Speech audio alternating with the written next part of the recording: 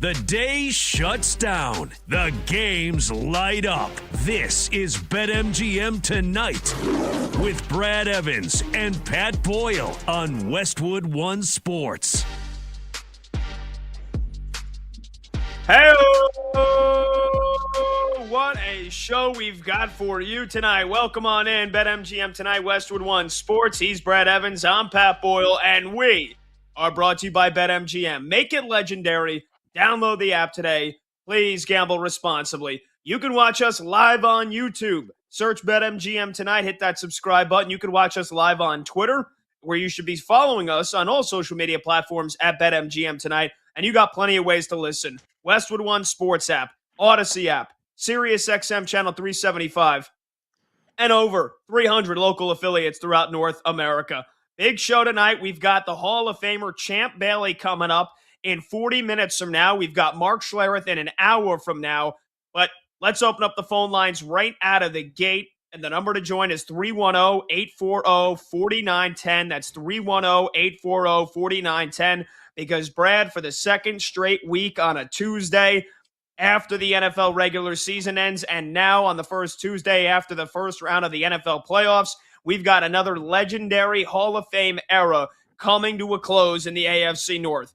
Last week it was John Harbaugh. This time it's Mike Tomlin, 19 years as the head coach of the Pittsburgh Steelers, and he officially announced earlier today he is stepping down, a one-time Super Bowl champ, a two-time appearance in the Super Bowl, two-time AFC champion, 8-time division winner.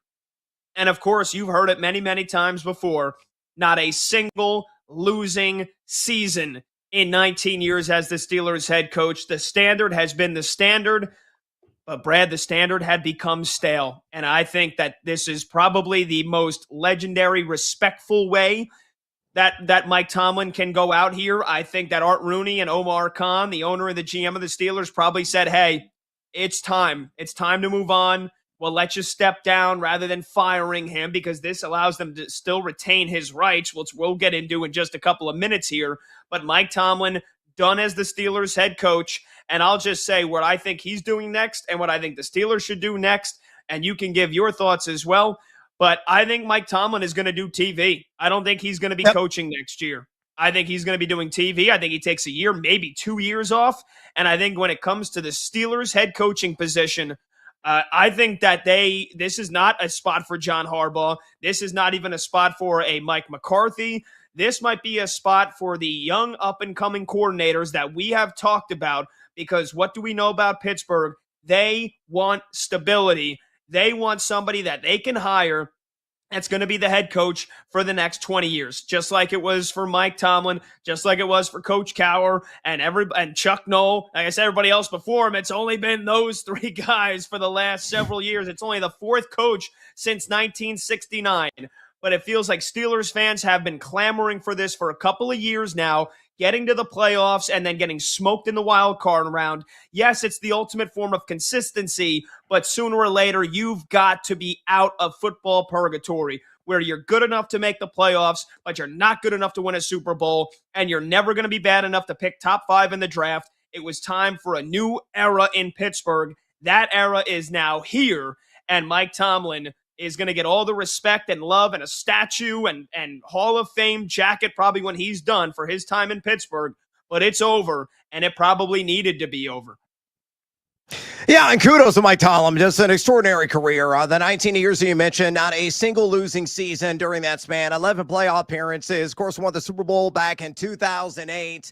He's reached the highest of highs. But you're right. This overall program had really grown stagnant, and a change had to occur. Now, I think the ripple effects are very simple. Aaron Rodgers, I think, is going to come back.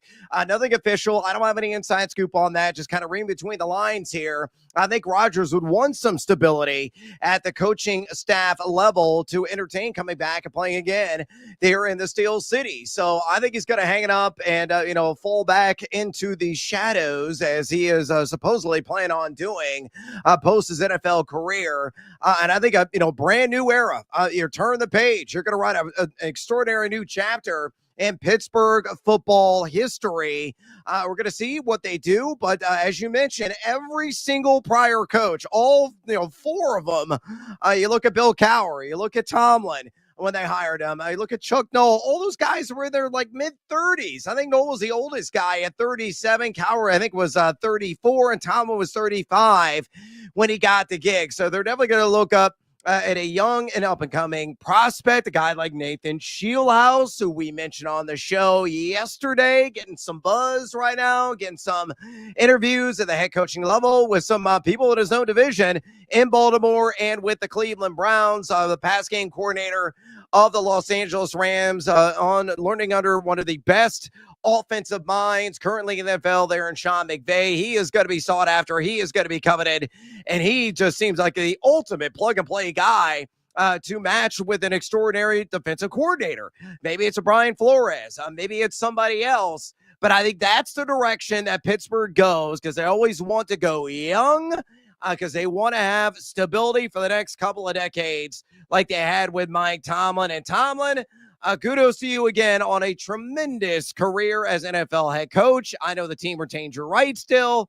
I don't think he's going to come back to coaching. I think he's going to go the route of Bill Cowher, as you mentioned, go into the television studio. Front Office Sports was reporting earlier today that Fox has already contacted him. Sign on the dotted line, make a few $1 million of easy money with all the stress, have some fun in front of the camera, and do that until you're tired of it. And then you can retire playing shuffleboard somewhere and so fly. So, again, outstanding stuff from Mike Tomlin. But you got the sense. I wasn't really sure this was going to happen, but appears that the Pittsburgh Steelers are ripping off the Band-Aid and are going to start anew here in the year of our football gods, 2026.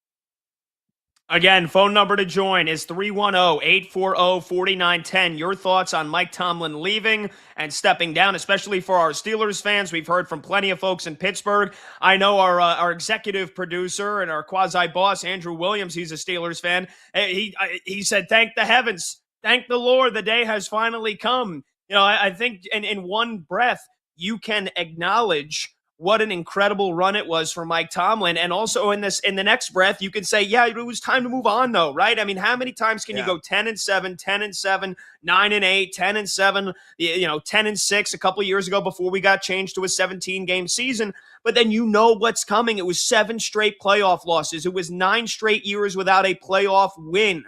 And that became the standard, was a roster that, yes, had flaws and seemingly not great quarterback play. Rodgers, they get him when he's 42. The last couple of years of Big Ben didn't look like they did in 2009 and 2010. Mason Rudolph and an aging Russell Wilson and Kenny Pickett and everybody else in between. And so Mike Tomlin should be